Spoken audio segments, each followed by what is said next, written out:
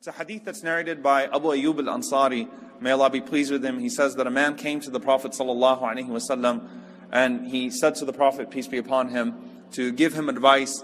And he told him not just to make it short, but he said, I really want some, impactful advice. Like, shake me with this advice. I want it raw. I want straight advice. And the Prophet ﷺ, he said, إِذَا قُمْتَ فِي صَلَاتِكَ, when you stand up to pray, فَصَلِّ صَلَاةً مُوَدِّعٍ, pray as if it is your last prayer. That's the first one. When you stand up to pray, pray as if it is your last prayer. The next advice, وَلَا تَكَلَّمْ بِكَلَامٍ تَعْتَذِرُ مِنْهُ غَدًا, don't say things today that you'll have to apologize for tomorrow. I love that. Don't say things today that you'll have to apologize for tomorrow. The third thing, and this is the one that really requires a lot of explanation, وَأَجْمِعْ يَأْسَ مِمَّا فِي أَيْدِ النَّاسِ, lose hope in what other people possess. Lose hope in what other people possess. So again, صَلِّ صَلَاةً مُوَدِّعٍ, pray as if it is your last prayer. Every time you stand up to pray, treat it as if it's your last prayer. وَلَا تَكَلَّمْ بِكَلَامٍ تَعْتَذِرُ مِنْهُ غَدًا, don't say things today that you'll have to apologize for tomorrow. وَأَجْمِعْ الْيَأْسَ مِمَّا فِي أَيْدِ النَّاسِ, and lose hope in what other people possess. Now let's go through these things, and first and foremost, you identify the common denominator, that you do not take for granted the day that Allah has given you. You do not assume that you will have another day to make things right. You make things right in the moment that you're living in. Because you know, إِنَّمَا الْأَعْمَالُ بِالْخَوَاتِيمِ, as we were just learning from Sheikh Majid, that actions are judged by their endings. And you don't know when those endings are, so you live in the moment that you are in. And there's a saying when it comes to work ethic, that work smart, not hard, because some people exhaust themselves and they translate that exhaustion to success. Move that into the realm of tazkiyah, into the realm of spirituality, living in the moment that you are in and focusing on that moment and doing it right. Not assuming that if you do wrong by that moment, that you'll have many other moments to make it right. Living in that moment with the anticipation and the assumption that death will be that very same day. That I will not have another day, therefore I need to get things right today. So let's go through these. Number one, صَلِّ صَلَاةً مُوَدِّعٍ, pray as if it's your last prayer. Which relationship is this concerning from the three buckets that I mentioned? I guess you guys aren't awake yet. I got less sleep than most of you last night, I'm just saying. So who does this concern? The relationship with who? With Allah, right? This is about your relationship with Allah. Now, one of the most common questions that I get, and one of the most common questions that I'm sure all of the scholars that are here get, is how do I gain khushu', humility in my prayer? And there are many different things that we'll talk about, right? In terms of how to gain humility, how to gain peace, how to be mindful in your prayer so that you're not distracted by a bunch of different things. But I want you to think about this. When you do get distracted in prayer, what are you usually distracted by? The thoughts of what you have to do after prayer. Think about it.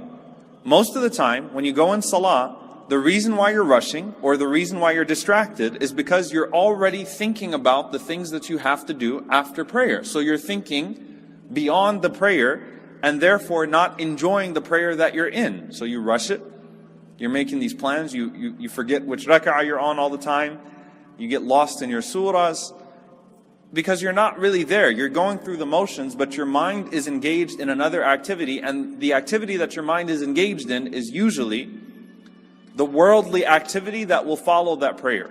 So if you disengaged really quickly from something just to get the prayer out the way, you never really disengage that thing. You're just thinking about what you're going to do when you get back to that activity.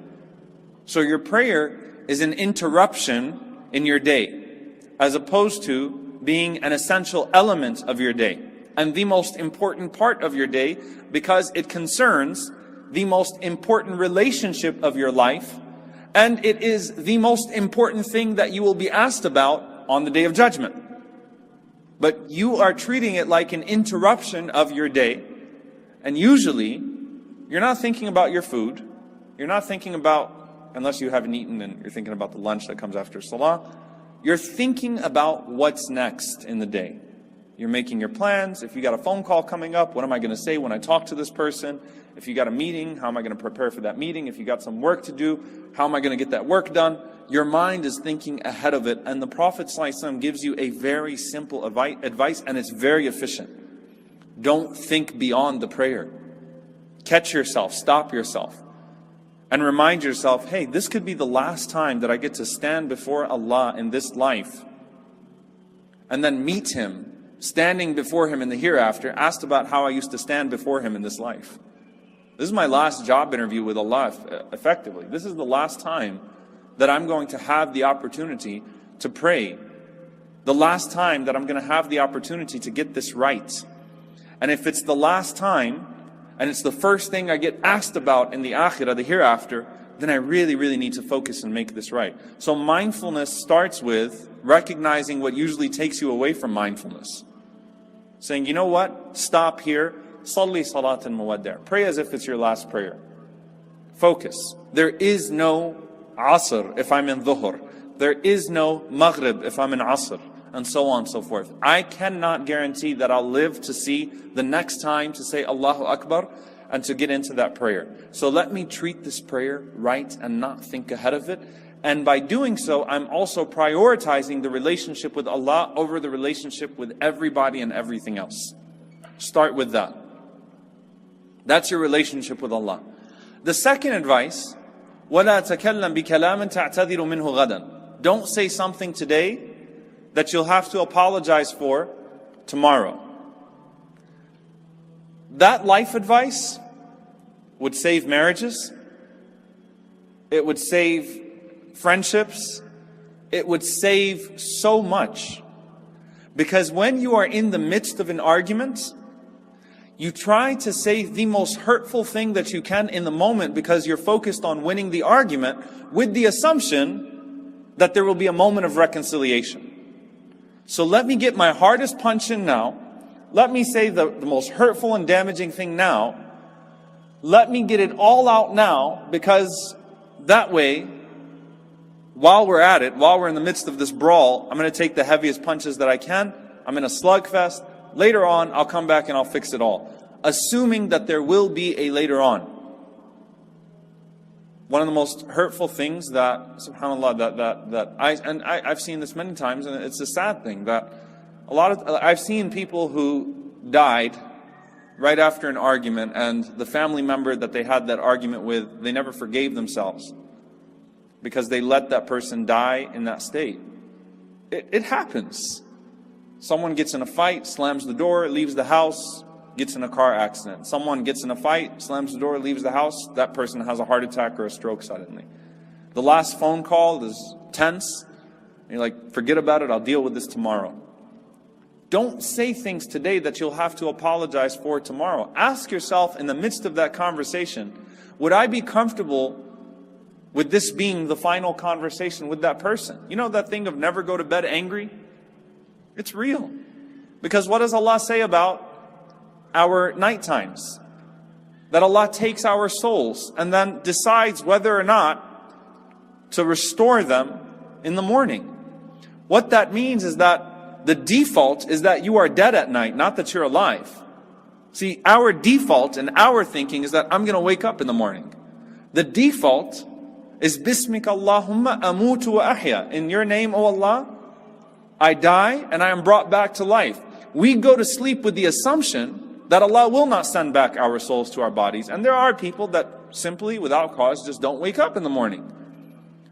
Not the opposite. So, no, I'm not going to say the most hurtful thing I can possibly say today. I'm in the midst of a text messaging conversation. And it's getting really, really heated. A WhatsApp group or whatever it is that's out there now, right? I'm in this Twitter battle or Facebook comments.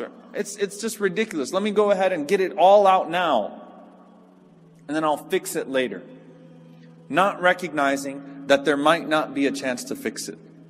And who does this usually happen with? Family.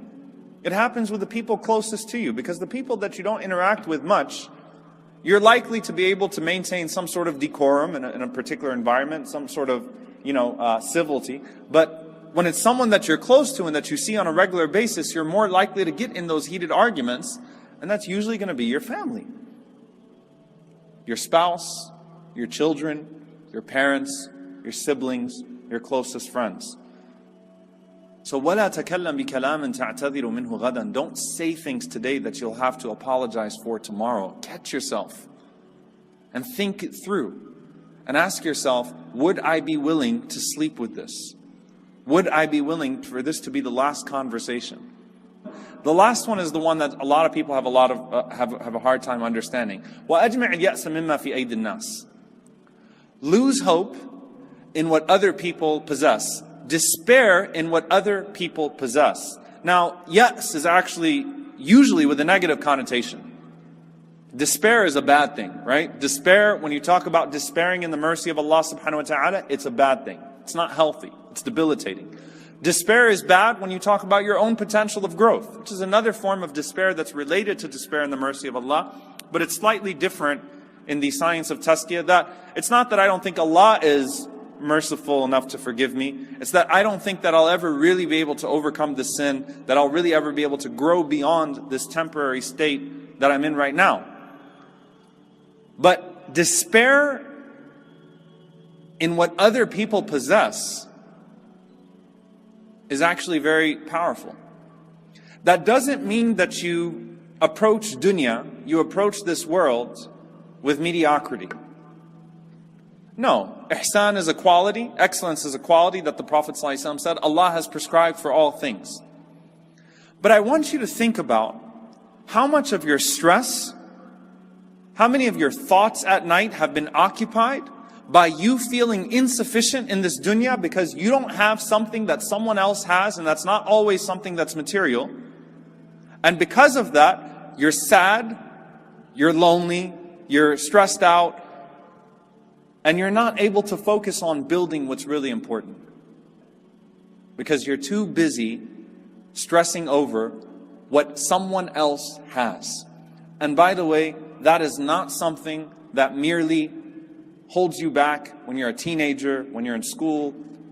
That pressure exists throughout your entire life. Shaitan has a great way of making us feel insufficient with regards to what we possess of this world. You cannot be productive in your pursuit of the hereafter unless you're content with what you have in this dunya. There is absolutely no way around it. You cannot be productive in your pursuit of the hereafter unless you're content with what you have in this world. There is no way around it. You can maintain excellence in your pursuit of the world and your pursuit of the hereafter, but you cannot pursue the hereafter unless you're content with what you already have in this world. And the Prophet ﷺ warns us of envying people. It's really interesting because when you read about hasad and envy and the evil eye, you're usually reading about how to protect yourself from someone else putting it on you. But the greater concern should be whether you're putting it on someone else, or whether you are coveting something that someone else has. That should be the greater concern, because if someone harms you with the evil eye in this world, it will have dunyawi consequences. But if you harm someone else with the evil eye in this world, it will have akhirah consequences. And that's more important for you to focus on. So go back to the advice. It starts with salah. When the Prophet ﷺ said the first thing you'll be asked about on the Day of Judgment is your prayer, and if it's good, then everything else will be good. In this life as well, Umar radiallahu ta'ala anhu said to Sa'ad radiallahu anhu as he assumed the governorship in Iraq, in Kufa, he said, حافظ على الصلاة فإنك إن ضيعتها فأنت لمن سواها أضيع. Guard your prayer, because if you lose that, then you lose everything else. Because if you get that relationship right, then it should translate into priorities and into a better relationship across the board. Not just your relationship with Allah, but your relationship with your family, your relationship with the people closest to you, and your relationship with the world around you. Pray as if it's your last prayer. Don't think ahead. Stop yourself and tell yourself, this is the last time I get to do this. Don't say things today that you would have to apologize for tomorrow. Ask yourself the question in the midst of that argument, hey, as I'm speaking, is this something I will have to apologize for? Because I can't take for granted that I'll have the chance to apologize. And lose hope in what other people possess.